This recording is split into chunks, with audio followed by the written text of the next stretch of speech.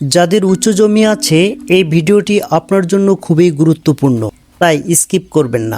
কারণ আজ আমি আপনাদের সাথে শেয়ার করব এমন 5টি গ্রীষ্মকালীন সবজি যেগুলো এখনই চাষ করলে অল্প সময়ের মধ্যে পেতে পারেন উচ্চ ফলন ও ভালো বাজার মূল্য। একবার চিন্তা করে দেখুন, আপনার ফাঁকা পড়ে থাকা জমি খুব অল্প সময়ে ভরে উঠছে শসা, লাউ, করলা, বেগুন ও মরিচে। তবে সঠিক পদ্ধতি না জানলে ফলন কমে যেতে পারে এবং গাছও ক্ষতিগ্রস্ত হতে পারে। আসসালামু আলাইকুম বন্ধুরা, আপনারা দেখছেন আধুনিক কৃষি তথ্যভিত্তিক ইউটিউব চ্যানেল অ্যাগ্রো36।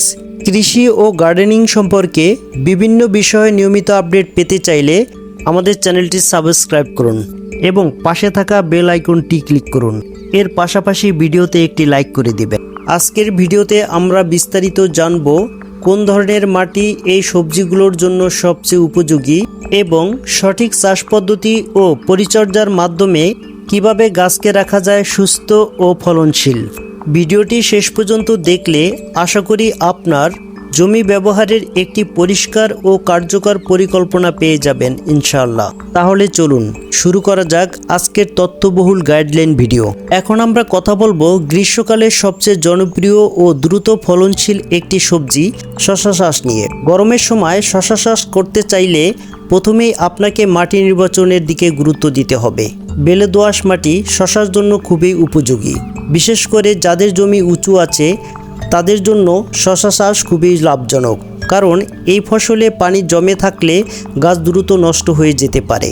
জাত নির্বাচনও খুবই গুরুত্বপূর্ণ। আপনারা বাড়ি শসা 1, বাড়ি শসা 2 অথবা ভালো মানের হাইব্রিড জাত ব্যবহার করতে পারেন। এই জাতগুলো গরম সহনশীল এবং ফলনও বেশি দেয়। চাষ পদ্ধতির ক্ষেত্রে সরাসরি জমিতে বীজ বপন করাই সবচেয়ে সহজ। প্রতি গর্তে 2 থেকে 3টি বীজ বপন করবেন এবং গর্ত থেকে গর্তের দূরত্ব রাখবেন প্রায় 3 থেকে 4 ফুট। চারা বড় হলে একটি শক্ত চারা রেখে বাকিগুলো তুলে ফেলবেন। শসা গাছের মাচা দেওয়া খুবই জরুরি। মাচা দিলে গাছ ভালোভাবে বাড়ে, ফল মাটিতে লাগে না এবং ফলনও কয়েক গুণ বেড়ে যায়। পরিচর্যার ক্ষেত্রে নিয়মিত সেচ দিতে হবে, তবে খেয়াল রাখবেন যেন জমিতে পানি না জমে। পাশাপাশি জৈব সার ও কম্পোস্ট ব্যবহার করলে গাছ সুস্থ থাকে এবং ফলন বৃদ্ধি পায়। আর একটি গুরুত্বপূর্ণ বিষয় হলো ফুল আসার সময় গাছে পুষ্টির অভাব যেন না হয়। প্রয়োজনে তরল জৈব সার ব্যবহার করতে পারেন। সঠিকভাবে পরিচর্যা করলে মাত্র 30 থেকে 40 দিনের মধ্যে শসা সংগ্রহ করা শুরু করতে পারবেন। তাই যারা দ্রুত ফলন ও লাভ চান তারা গ্রীষ্মকালে অবশ্যই শসা চাষ শুরু করতে পারেন। এই সময় আপনারা করলা চাষ করতে পারেন। এপ্রিল মাস করলা চাষের জন্য খুবই উপযুক্ত সময়। এই সময়ে তাপমাত্রা ধীরে ধীরে বাড়তে থাকে, যা করলা গাছের দ্রুত বৃদ্ধি ও ফলনের জন্য সহায়ক। প্রতি গর্তে 2 থেকে 3টি বীজ বপন করতে পারেন।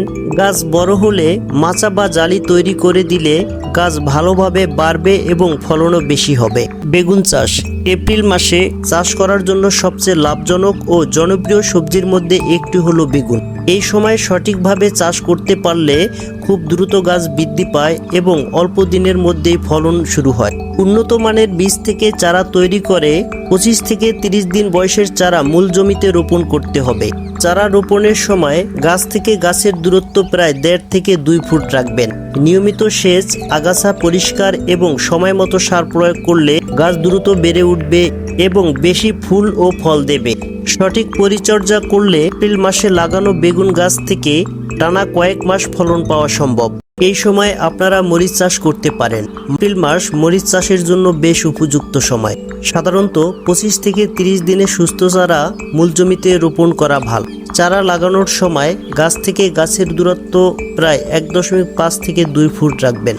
চারা লাগানোর পর নিয়মিত সেচ, আগাছা পরিষ্কার এবং সময় মতো সার প্রয়োগ করলে গাছ দ্রুত বেড়ে উঠবে এবং গাছে প্রচুর ফুল ও মরিচ ধরবে।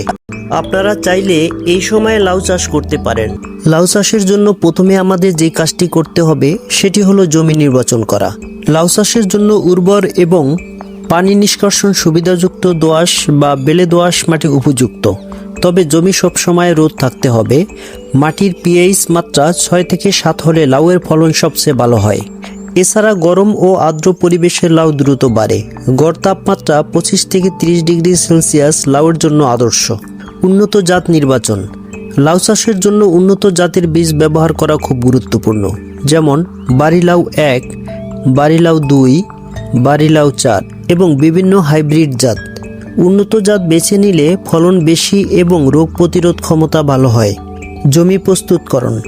লাউ গাছের শেকড় প্রায় 2 মিটার পর্যন্ত বিস্তৃত হয়, তাই যাতে সহজে শেকড় অনেক দূর যেতে পারে তার জন্য গভীরভাবে 3 থেকে 4টা চাষ দিয়ে মাটি ঝুরঝুরে করে নিতে হবে। গোবর বা জৈব সার বেশি পরিমাণে ব্যবহারে ভালো ফল পাওয়া যায়। এগুলো চাষের আগে বা মাদাতেও দেওয়া যায়। চাষের পর 2.5 অথবা 3 মিটার প্রশস্ত বেড তৈরি করতে হবে। 2.5 মিটার পরপর মাদা তৈরি করতে হবে। মাদা তৈরি ও সার প্রয়োগ। 2 ফিট ব্যাস আর 1.5 ফিট গভীর করে গর্ত করে মাদা তৈরি করতে হবে।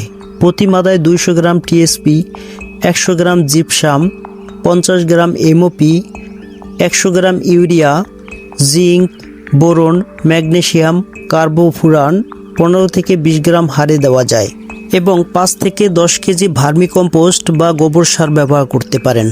চারা রোপণ। মাদা প্রতি 3 থেকে 4টি চারা রোপণ করতে হবে।